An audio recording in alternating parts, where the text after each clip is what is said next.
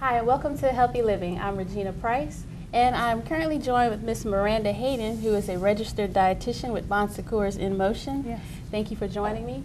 And in this segment of Healthy Living, we're going to talk about something that we all love, which is eating.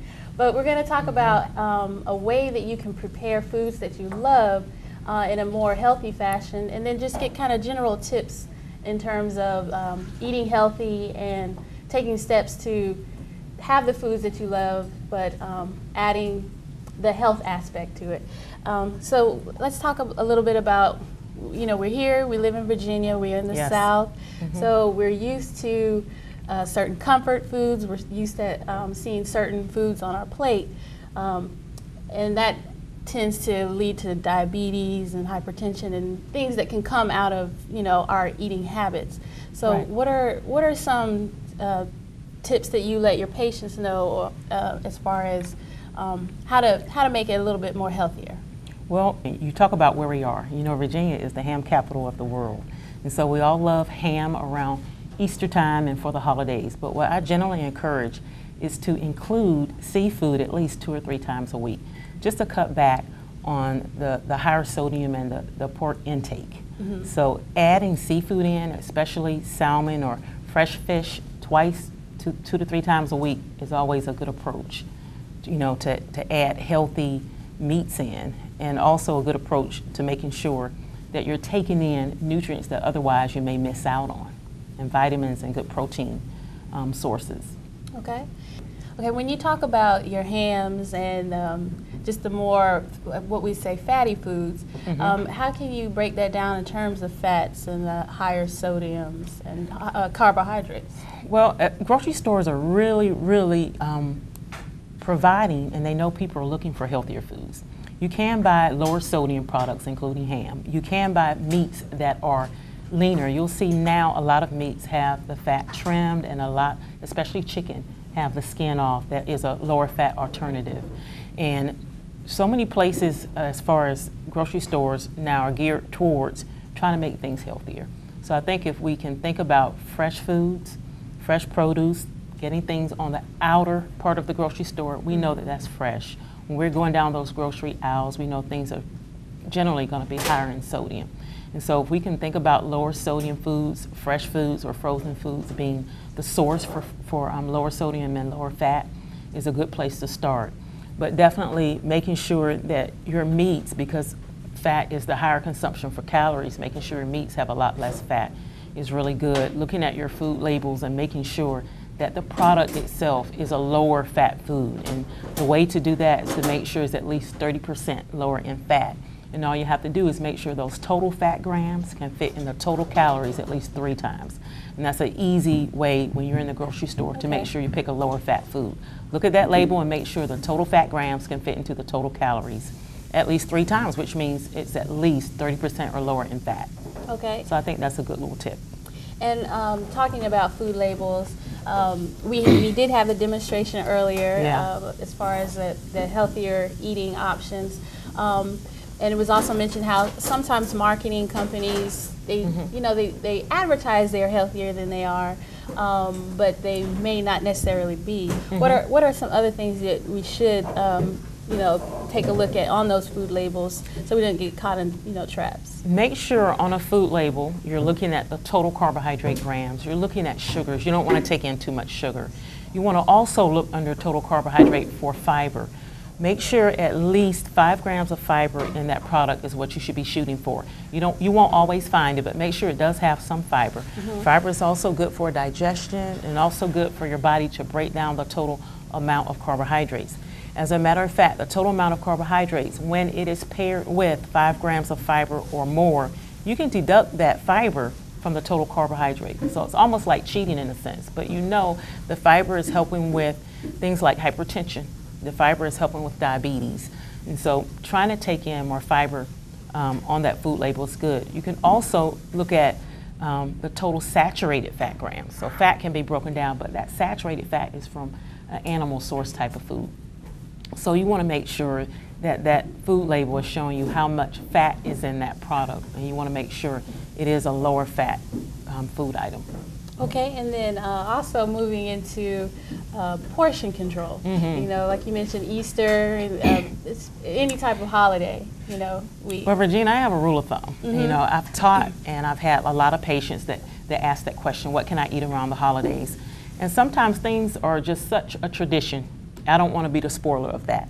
I will, and you know, I have a general rule of thumb that a half cup or that serving ladle is a half cup. And what you generally want to do is get a little bit of everything. If you have a big family like I do, there's going to be a lot of food there. I have a big family in North Carolina, so during family reunion time and holiday times, you want to taste a little bit, and I don't think you can go wrong with a little bit, maybe a tablespoon size of everything that's there. It could be a lot of food though, but a little bit, a small amount of everything there, instead of a lot of your one favorite food. So you don't want to get a lot of that macaroni and cheese. You don't want to get a lot of those sweet potatoes, or you don't want to get a lot of one item, but just a little bit of everything.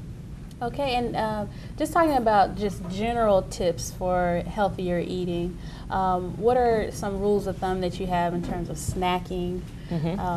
And I guess you can get that late night craving or in between meals.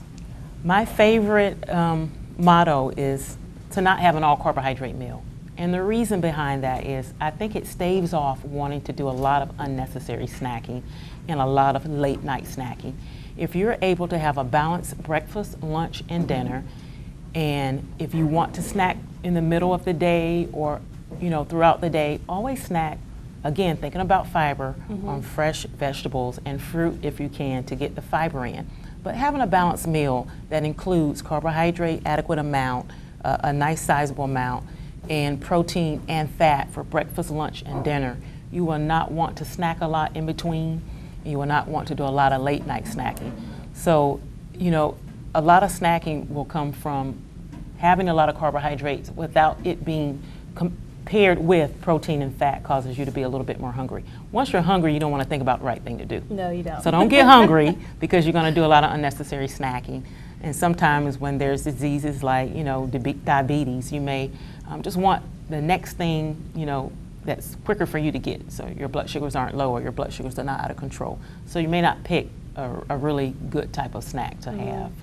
So preparation is probably... Preparation is the key. If you can, don't start the day of. And so never allowing yourself to get hungry. You will need to prepare the day before or the weekend before the week is coming. You know, prepare some smaller meals if you can.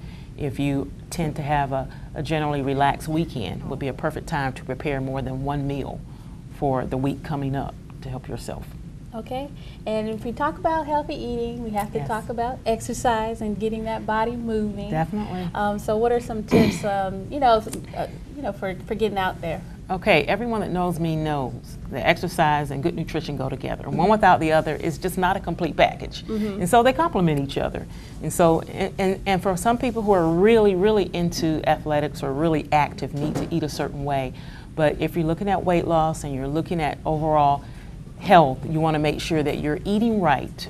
You want to make sure that your exercise is with the eating techniques, the proper eating techniques for it to be, you know, a good outcome. You want a good outcome with both exercise and good nutrition. Okay. And we touched on, I guess, modified meals or ingredients for those that maybe, you know, have diabetes or high blood pressure and things like that. What are some other substitutions that they could do to help their diet that maybe could transfer to, you know, anyone's regular diet? Well, most of us have family members that may have hypertension or diabetes by now. If we don't ourselves, we're cooking and preparing foods that is for someone in the household that may be diabetic or may have hypertension. The first thing you want to do is get rid of any spices that end in salt. So if you're having seasoned salt, garlic salt, or onion salt, you want to make sure you have garlic powder, onion powder. You want to make sure you're seasoning your foods with fresh vegetables like onions or celery or red peppers or colorful peppers, you know, green peppers. Those all have really good seasonings for food. You want to make sure if you're diabetic, you want to make sure you're preparing the right amount of carbohydrates to make sure your blood sugars are not going up.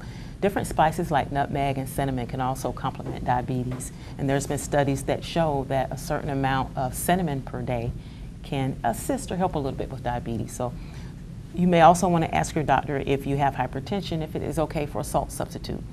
Make sure you check with your doctor first, because salt substitutes have extra potassium in it, so it may not be appropriate. But there's so many different things you can do with spices. And hide the salt shaker in the cabinet and make sure, you know, if you're adding a little sodium, you want to make sure you add that in your food while you're cooking. Okay, we just had the salt up here. We just put that We're behind hiding that it. low sodium broth there.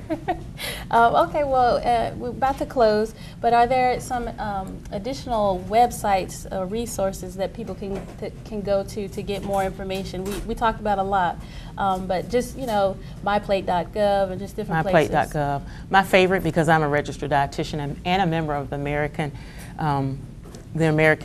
Dietetic Association, is eatright.org. There's lots of information there.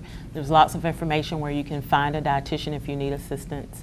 And of course, in Motion Physical Therapy, I have to mention, because I'm a registered dietitian there, if you need assistance with your diet plan, we can fit almost any diet plan into working people, you know, that are working every day. Okay, and lastly, if anyone wants to contact you, what's a good number if they have further questions in this area? In Motion Physical Therapy, 673-5971. Okay, well, thank you, Ms. Miranda, for being Thank on the show. And this will end for Healthy Living for this segment. And we'll see you next time. Here's to your health.